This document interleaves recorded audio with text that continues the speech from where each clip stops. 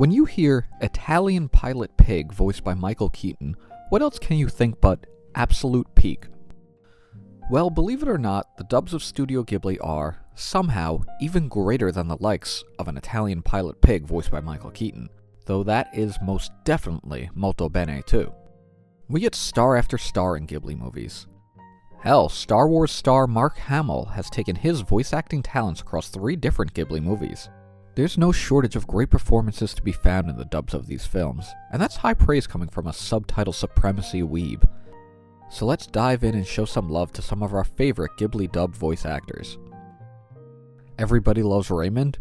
No, it's finally time for Raymond's brother to shine. The real star of the show, Brad Garrett, has not 1 but 2 fantastic Studio Ghibli roles.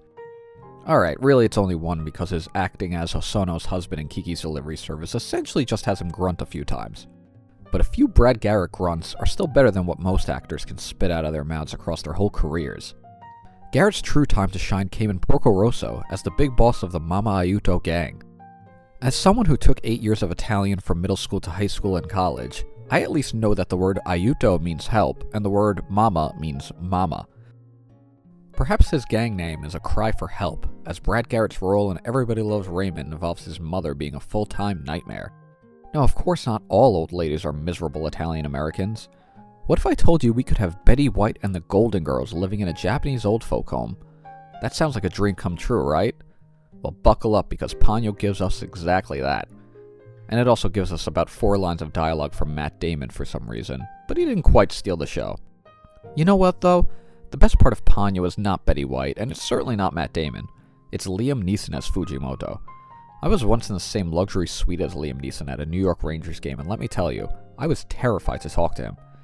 Not because I'm intimidated by actors or famous people or anything, but I had just seen Taken, and any sudden movement could have led to my demise. When it came to Ponyo, Neeson brought that Taken energy to the screen once again, as his role as Fujimoto has him playing yet another father who's just trying to get his daughter back, even if it means ending the world. The man knows how to play the part, that's all I'll say. Okay, that's not all I'll say. I'm still failing to understand how Liam Neeson is married to the ocean and has several hundred babies. Somebody please answer this question. Though we may never know the truth of Ponyo's birth, we sure are glad she exists, as Ponyo is easily my toddler daughter's favorite movie. But this ain't about her. My Ghibli movie GOAT is Kiki's Delivery Service, and Phil Hartman plays a huge role in that choice. He doesn't quite reach the highs of his work in the critically acclaimed piece of cinema that is Jingle All the Way. I'm here and... Oh, these cookies! I gotta get the recipe from Les. Put that cookie down! Now! Nor does he have the impressive range that he displays as Troy McClure. I hate every ape I see, from chimpanzee to chimpanzee. But it's still Phil Hartman as a talking cat, and that's really all we need. Kiki gets real existential throughout the movie, and Phil Hartman's Gigi brings some much-needed levity.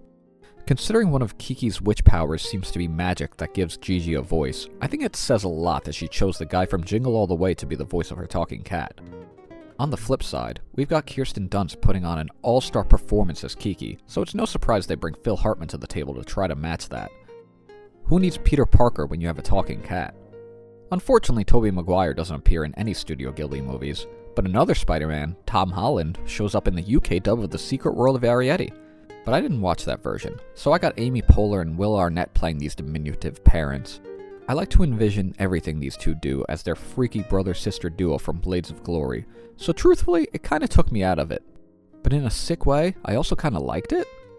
Speaking of potentially sick fetishes, actually I have zero recollection of From Up on Poppy Hill, and the less said about that movie the better. So let's move away from anything involving Goro Miyazaki and go back to the works of his father, such as Howl's Moving Castle. I always liked the little wizard kid voiced by the dude from the Hunger Games, but that's just because of the one scene where he says, "Stand by," in a silly voice. It clearly doesn't take a lot to impress me. The real star of the movie is, of course, Christian Bale as Howl. He's a man-child and a hero, slightly scary, incredibly... sexy? There's a lot going on here in this performance. Big American Psycho vibes from Bale. Far less Batman, far more... this guy has some mental health issues and trauma, but I'm into it? Just a vintage Christian Bale performance. We've got another Batman on our hands here with The Boy and the Heron, which very well may be the last of Hayao Miyazaki's movies. And if there's one thing to take away from this movie, it's that Robert Pattinson made sure you would appreciate it. Actually, Christian Bale is in this one too. And you know what? Michael Keaton also played Batman, so it seems like Ghibli has a type. Pattinson is the Bruce Wayne we're focusing on now, because this guy has some range. Maito! Your presence is requested! This man will do anything to make sure you don't associate him with Twilight. There is nobody on Earth that hates Twilight more than Robert Pattinson. It seemed like it was a book that wasn't supposed to be published. He hates it so much that he puts on an incredible voice acting performance and takes the titular Heron to new heights. If you didn't know any better, you would never even dream that this bird is being voiced by Robert Pattinson.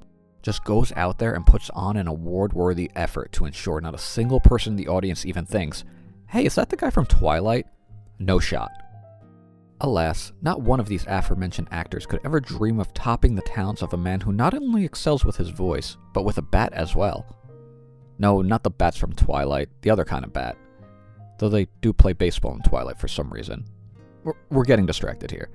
Without further ado, I give you Ghibli's biggest and best voice actor, who is none other than former New York Yankees prospect, Billy Crystal. Here's another curse. May all your bacon burn. Don't let your bacon burn, and don't burn me either. Subscribe to S-Class Anime today.